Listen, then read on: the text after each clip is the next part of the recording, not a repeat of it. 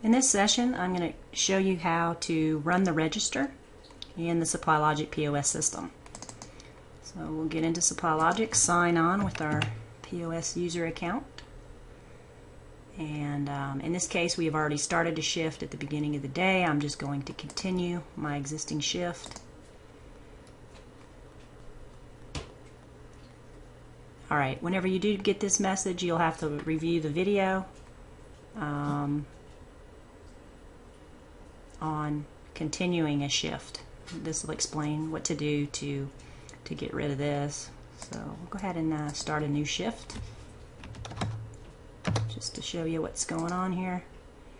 And then we're going to hit Run Register. Okay, so running the register,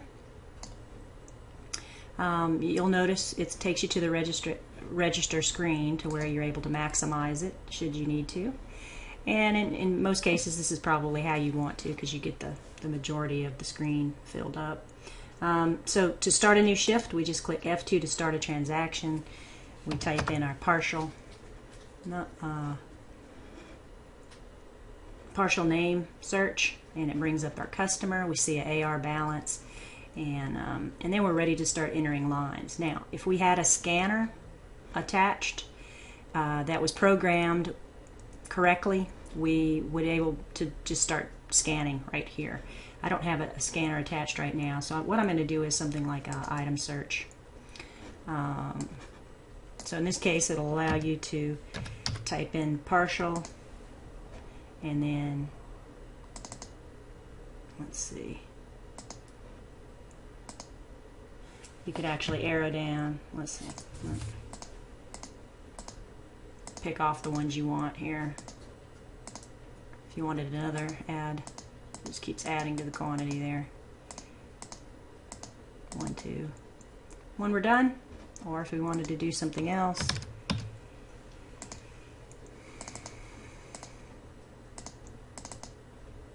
when we're done, we hit exit. So that's one way to get it in via item search. If you didn't have if you had a scanner but it wasn't programmed the way it needs to be programmed to work automatically, what you can do is use the inner lines. Any Bluetooth scanner connected here will work fine. If you just scan it, it should work. Or I can just start typing.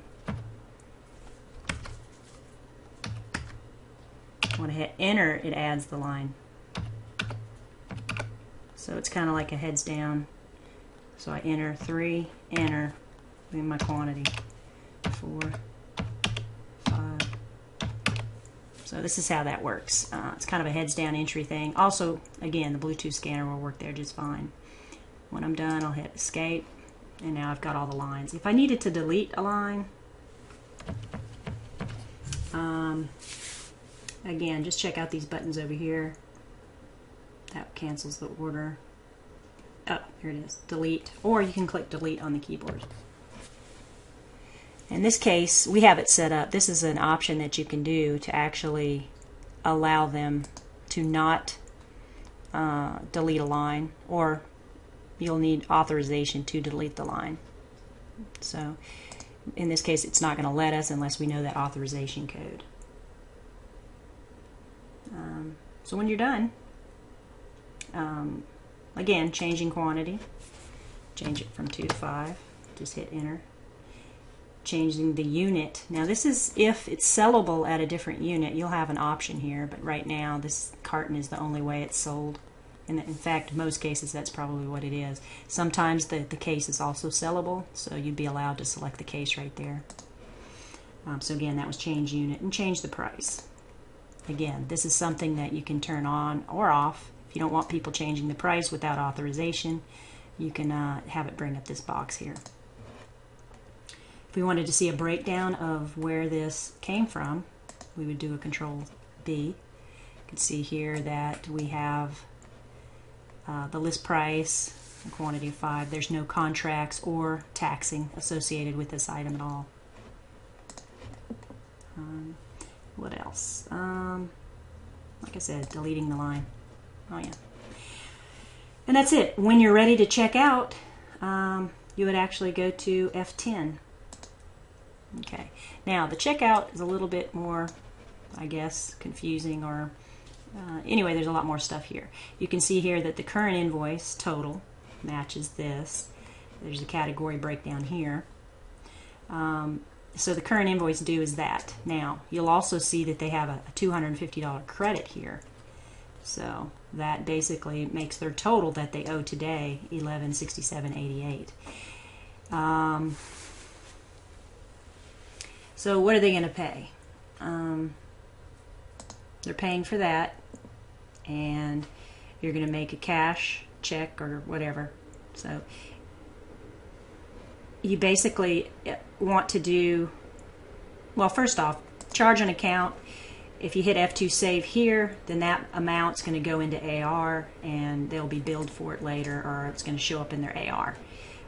But if they say they have $100 or they have $100 in cash that they wanted to pay, what we would do is, this is multiple payments, which you may or may not do. So you put in the $100 cash, you hit pay. Now they still owe this amount, okay? So now they're going to pay a check for the rest. So $1317.91. Put in the check reference if you wish, and then hit pay. Now they basically paid everything, and now we're going to hit F2 save. Let's say they had a check for $1,000. Okay, that means they would still owe 300 and something bucks. So go ahead and do the 1,000, put in pay, and then do the rest, charge on account. Okay, but in this case, now our invoice pulls up, and we're able to see the lines, a little message at the end, and then hit print if you want to print it to them, and then exit out. So notice that the buttons now become unavailable, and you get to start a new transaction again. So when the next customer comes up, simply F2, pick the customer, and then start entering lines like we did before. If you for whatever reason need to cancel the order, simply press F9. Are you sure you want to cancel this order? Say yes. Okay. You can, like I said, just leave this screen up, and as customers come to your station, you'll just check them out. So it's as simple as that. Hopefully that makes sense. If I need to get any more answers for you, don't hesitate to email me at lisa@cdrsoftware.com.